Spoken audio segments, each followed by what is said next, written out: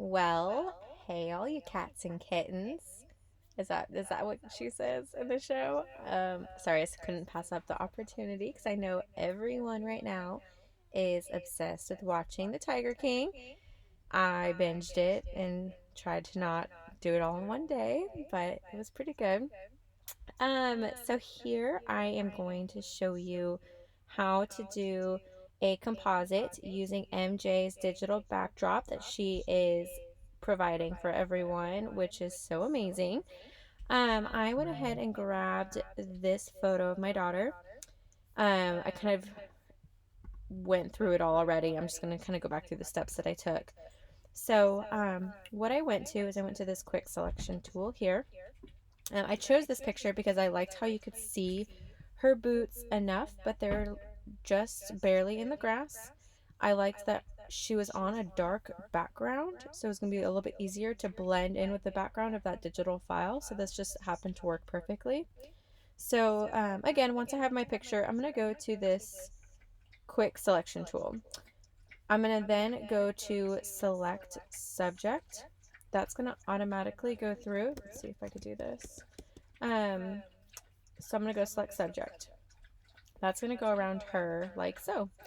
What I want though is I want a little bit more of those feet and that ground showing. So I'm going to go through and I'm going to expand that because I want to be able to blend that in with the digital backdrop. I'm then going to, I'll go in and I think I zoomed in to be able to make sure all of her hair was getting um, included. I might kind of even provide a little bit extra because again, I can go in with a brush and I can mask that off myself. I just want to be sure I have a really good outline. Make sure that all the actual picture is here to work with. So once I had my selection, I'm going to click Command C to copy this. You might even go here and say Command C. And then you go over here and you put Command V to paste it. So this is essentially what I did to get this here. I resized her to where I felt like she, from the angle that this picture was taken, it would work for her age and her height. I went through and made sure that because she's in focus, I wanted it to be where the picture is most in focus. So obviously I'm not going to place her up here because that depth of field wouldn't make sense. I'm going to place her right where the blue bonnets are all in focus. What I then did next, I zoomed in and I went through, as you can see, I made some selections here. So I went through and I just painted around to take off that background. As you can see, I even left some close to her face because it blends so well with the background, you honestly don't even see it. So to me, like that wasn't, that's one of those like little things that why I chose this picture again, just because she was on the darker background, which blended. Um, from here, the next step I took is I went into my curves and I just bumped up some of those shadows a little bit. Just kind of helping direct light. I wanted to make sure the light was coming in at this angle on her. Hold on, let me yell at my dog because Skylar, she's eating my cat food, which is great. Lay down, girl. So from here, I then went into this brightness and contrast, and I lowered the contrast a little bit. I, again, just didn't want there to be harsh shadowing because this photo, it looks like there's very soft light due to there being, it's an overcast day. It's just not going to create any kind of shadows or anything. So I just wanted to lessen that contrast. I just felt like it fits a little bit more for this purpose. What I then did next is I actually went through and I created a shadow layer. So I renamed that shadow just so you can see. This is a brightness and contrast layer as well. I lowered the brightness and I upped the contrast a little bit. I then went through and painted it around her feet to make sure it was real dark around her boots where she's standing, to where a natural shadow would be because of her dress and her shoes. Then I went through, and if you think of like a flashlight shining down on her from the light, it's going to create a shadow a little bit behind her. So I wanted that to match because there's that shadowed behind her dress. I wanted that shadow to also match. So I then moved this layer down below her so that it did not go, like when I was painting on this mask, it did not go on top of the picture as well, if that makes sense. Um, from here, I then created a blank. I went to create a um, just a new layer, so that would be this one here. Um, I use my shortcuts for everything. So here's my new layer. With this new layer, all I did was I zoomed in on her feet and I just took a real low opacity brush and I selected colors in this purple. I selected maybe a little bit of this lighter purple in this color and I just real lightly painted it all around here.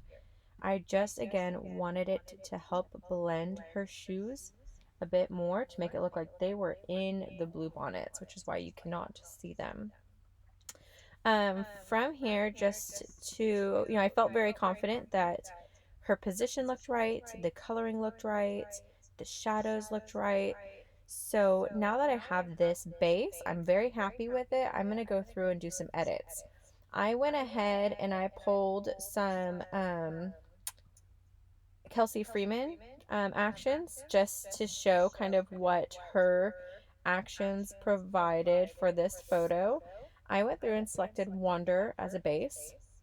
I felt like that really helped with the greens and making that purple pop and just added this artistic look to it. I did go through and adjust her actions, so I did take out the warmth. I just wanted it to stick with that cooler purple tones. I took off the top haze. I took off the bottom haze. And those realistically, all those are gradients that she created and put on there. So I don't necessarily like that for this photo. I went through and I inverted this mask. This again just helped create a little bit more direction of light, and that's what I like being in control of personally. So that is something that I inverted and then masked on, painted on where I wanted it to be. And then I went through and just applied her stone action. This really just darkened those shadows. As you can see, it's just a levels layer here. Let's see what she did. So it looks like she may have adjusted the midtones slightly on those. Within those colors. So that's kind of how she got those darker shadows. I then went through and created this gradient map. You can do that by going here to these gradients, selecting different colors and playing with that. So you can go through and create your own gradient based on the colors that you want. And then what I did is I then played with these settings here. So, you can go with your normal, go to your darken, your multiply. I utilize these settings a lot.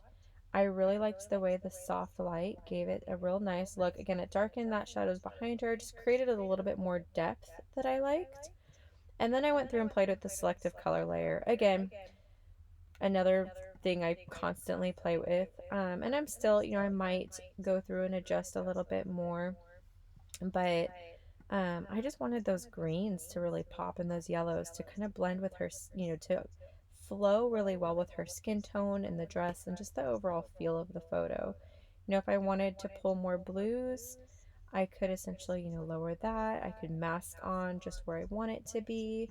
I still love the fact that it's just this lighter, just it was an overcast day where that photo was taken. So I like utilizing that and not making it, this big sun flare or anything. I just wanted to keep it a real soft look. So once I was done kind of playing with those, you can see what that did there. I would say from here, I would then go through and do further, like maybe smooth her skin, um, go through and sharpen little details on her dress, maybe her little bow on her hair a little bit more. But otherwise, I would say I'm pretty happy with this photo, pretty happy with the composite. You can see the kind of what we started with down to what we completed. I hope this video, I've literally never done this before, so I hope that this was helpful in how you can utilize MJ's Bluebonnet digital backdrop with my little speed edit here. And I hope you guys, yeah, I hope you enjoyed, and I hope you have a great rest of your day.